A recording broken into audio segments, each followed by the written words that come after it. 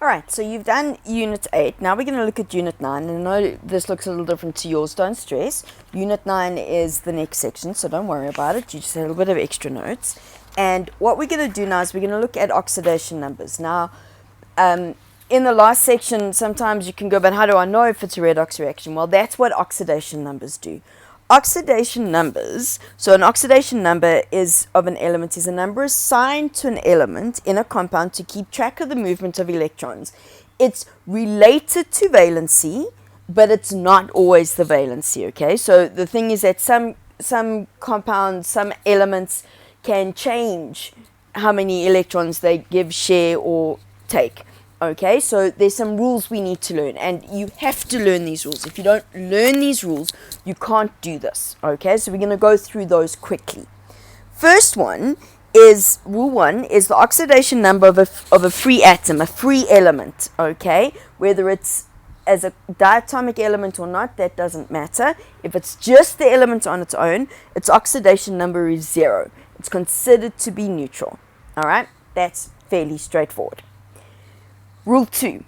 In simple ions, so ions that are made up of only one element, the oxidation number is the same as the charge. Okay, so for example, Mg2 plus's oxidation number, the Mg's oxidation number is 2 plus because there's a little 2 plus. Okay, Br minus, and this should be minus 1, not minus 2, because there's a minus over there. So that's fairly straightforward. Rule 3. The oxidation number of your group 1 metals is plus 1. They absolutely want to give away electrons. So if we look at the sodium chloride, the sodium in sodium chloride, Na's oxidation number is plus 1 because it's in group 1. Group 2 metals, their oxidation number is plus 2. Okay, because it's group 2. That's the same as their valency. So the magnesium in magnesium oxide, plus 2. Straightforward. Okay? Therefore, now, rule 5. Oxidation number of hydrogen. Now we're going to get to some... now we get into ones where there's exceptions. Learn the exceptions as well. Okay? Because I promise you we're going to ask you these. Oxidation number of hydrogen is usually plus 1. So, for example, in H2O, the oxidation number of hydrogen is plus 1. There is an exception. When hydrogen is bonded to a group 1 metal, like sodium, okay, it now changes to minus 1 because hydrogen is a non-metal. Hydrogen will take. The sodium desperately wants to give away its electron much more than hydrogen does. So that means the oxidation of hydrogen now becomes minus 1. So learn the exception, okay? Rule 6. The oxidation number of oxygen in a compound is usually minus 2. Okay, so H2O, oxygen's minus 2. That's like its valency. Not a problem. However, the exception is when we have it as a peroxide. In fact, pretty much the only peroxide you're going to work with is hydrogen peroxide, the stuff we use to bleach our hair. Okay, now it's minus 1. This is a function of how hydrogen peroxide is created and how the hydrogen and the oxygen then bond together. Don't stress about that. The point is that it's now minus 1. Rule 7. Fluorine. Fluorine is always minus 1. Fluorine is the most electronegative element on the periodic table. It will not take it will not give away its electrons, okay? It is going, I want, you give to me. Everyone gives its electron to fluorine, okay? So the oxidation number of fluorine in hydrogen fluoride is minus 1. In a neutral compound, the sum of the oxidation numbers must give me 0. So what this means is if we have one that we don't know, we can work it out. So if we look at potassium chlorate as an example, we know the potassium is plus 1 because it's a group 1 metal. We know the oxygen is minus 2 because it's usually minus 2. Okay, it's not a peroxide, so it's going to be minus 2. So I want to know what the chlorine is. Okay, because there's no charge on the top of this, we know that when I add all the oxidation numbers together, it's got to give me 0. Here, that minus 3 is very important. So the hydrogen is plus 1. The oxygen is minus 2, but there are 3 of them. Then we've got the oxidation number of chlorine. When I add all of those together, I must get 0. So this is a math problem now. So we've got minus 5 because I've got 1 minus 6. Okay, which gives me the plus the chlorine must give me 0. So now solving for the chlorine now becomes plus 5. We really should have put a plus 5 there. Okay, so the chlorine becomes plus 5. Neutral compound becomes the total of the oxidation numbers must be 0. Rule 8, again, which is actually rule 9. Okay, apparently I can't count. For a polyatomic ion, so now this is an ion where there's a charge already given. The oxidation numbers now must be equal to that overall charge. So if we look at SO4 2 minus, together it must give me 2 minus. I know oxygen is minus 2. Okay, that means to find the oxidation of the sulfur, I'm going to go S plus 4 times minus 2 is minus 2. 4 times minus 2 is minus 8. When I take that over, I get a plus 6. So sulfur's oxidation number is plus 6. All right. Do activity 1. Your notes say do the whole page. Do all of them. Okay, I know it says odd numbers on mine. Do all of them. Really, the more of these you do, the better. And I know at the moment it feels like, well, what's the point? Well, this is the point. Okay, let me show you.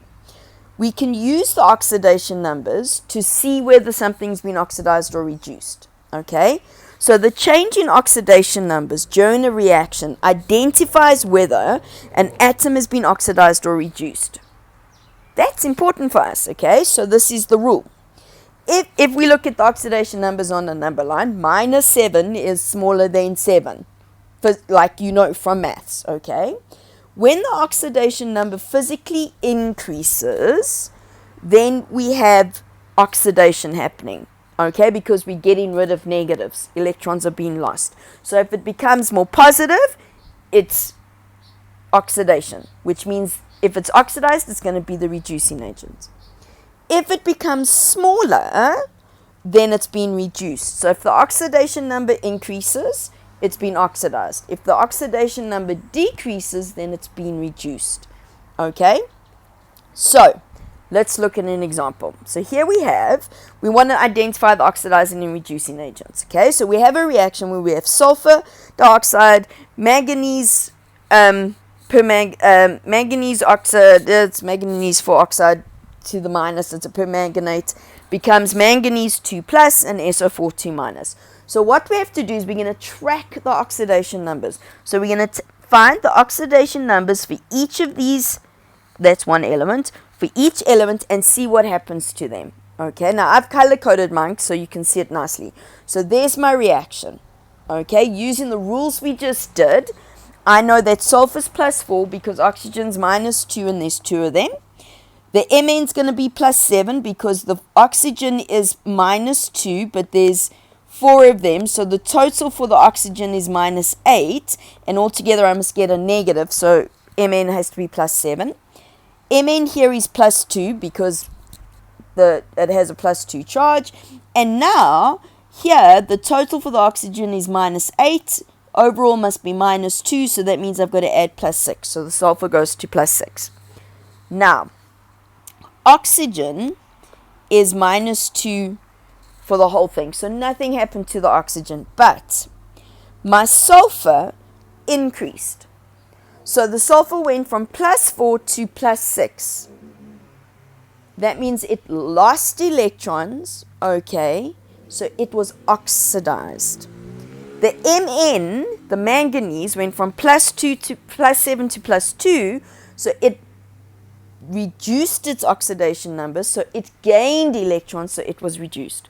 Something must be reduced, something must be oxidized. So now how do we do this? So the sulfur went from plus 4 to plus 6, so it lost 2 electrons, its oxidation number increased. Therefore, and it's the sulfur inside the SO2. And strictly speaking, we should probably write it as sulfur 4 plus.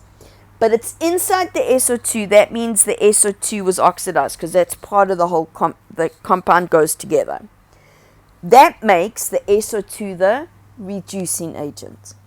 The MnO4, the Mn was part of the MnO4 minus. So the Mn, while strictly speaking, the Mn7 plus gained 5 electrons because it went from plus 7 to plus 2. Okay, so that's a change of 5. That means the MnO4 minus is reduced, and that makes it the oxidizing agent.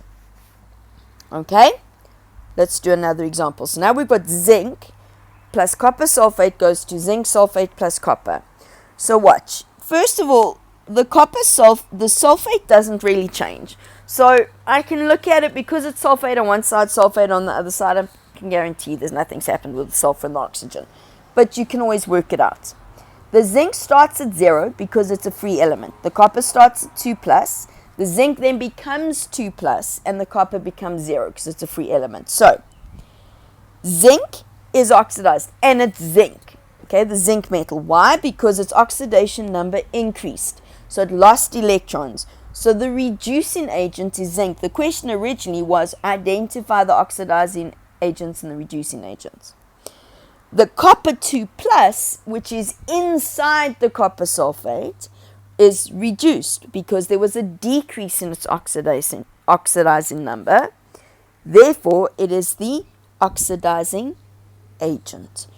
You now need to please do activity 3 on page 284. It says here question 1 to 6, but you can actually do the whole question, okay? 7 to 9 are a little bit more difficult, but that's okay. Just work through it slowly, calculate all your oxidation numbers, keep track of where they're going, and remember, the memo is on Teams.